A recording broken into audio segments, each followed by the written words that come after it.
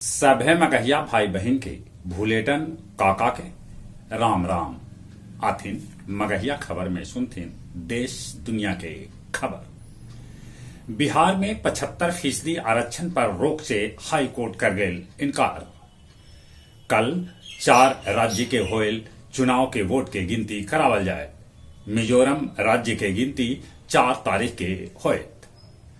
10वीं और 12वीं में अब सीबीएसई रिजल्ट श्रेणी में न देत। अमेरिका और खाड़ी देश में निर्यात हो रहा है बिहार के मखाना।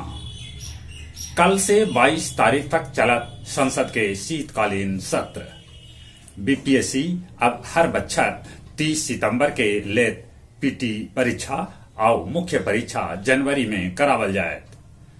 पटना में सीआरडी पुस्तक मेला 27वां बेर लगावल गये। मणिपुर में दिन दहाड़े नकाबपोश पंजाब नेशनल बैंक से 3 करोड़ रुपया उड़ा ले गलन।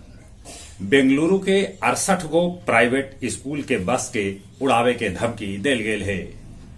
इजराइल हमास के बीच 6 दिन के युद्ध विराम के बाद फिर से लड़ाई चालू हो गई। दुबई में जलवायु सम्मेलन में कार्बन उत्सर्जन कम करे पर देल गेल जोर। 18वां इंटरनेशनल त्रिपिटक पूजा आज से बोधगया में। ई पूजा में राज्यपाल भी हो सकत शामिल।